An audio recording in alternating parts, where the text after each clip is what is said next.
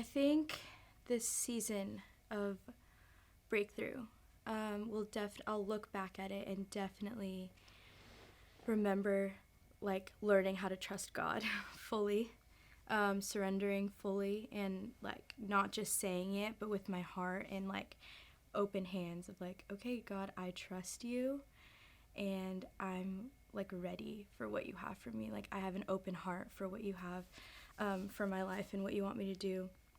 So I think that's been like the biggest thing that's marked this season of breakthrough is just learning how to trust him, and in trusting him, like falling more in love with Jesus.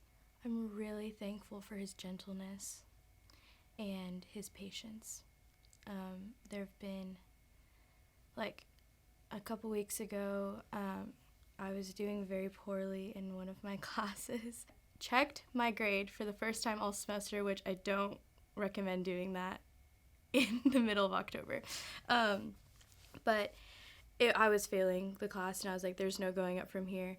But I realized in that moment, like, I was putting my future in that class and like that my grade, what I got in that class. And my parents like sent me a care package and they wrote this little note and they said like, there are good days and there are hard days, but there are all days that we're proud of you. And like in that moment, the Lord revealed to me like through that note that I had been walking in a spirit of performance and that I was trying to measure up to something, trying to live up to something that no one set that expectation for me but myself. And I just like broke down and he like was so gentle to just remind me like, I'm your father and I'm proud of you because I created you, not because of what you're doing or not because of what you're not doing, but I love you because of I'm a perfect creator and like you're my creation.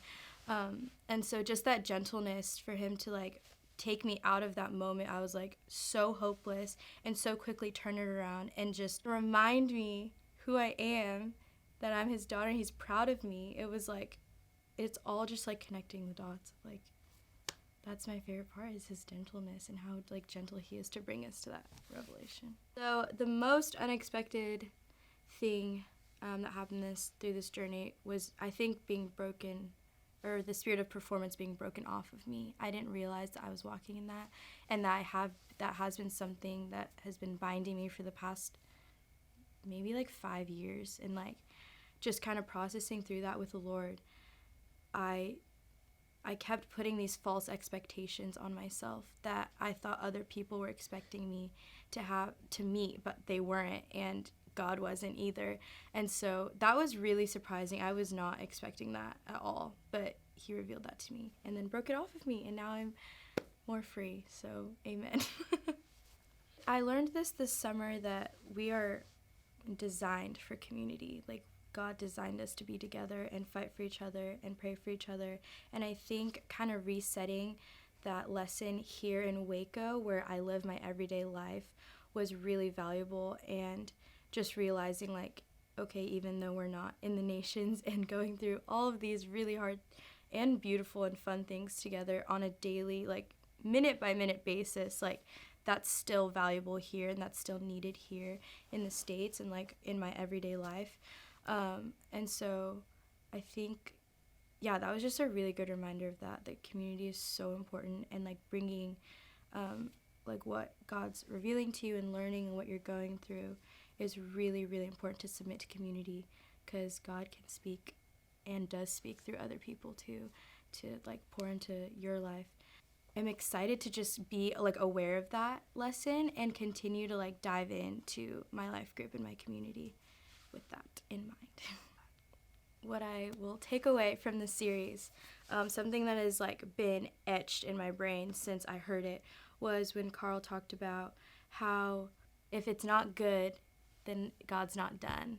And just remembering Romans 8:28, that God works for the good of those who loved him, or who love him. And so like any season that I'm in, and all of like even the mini seasons I've been in through this 40 days, I've just held on to that hope that like, okay, right now it's really frustrating, and right now it's really hard to like go through this emotion or go through this like hard conversation with this person, but I like have assurance and faith and hope that it's gonna be good, because that's who God is, and he can't like go back on his word and can't go back on his character.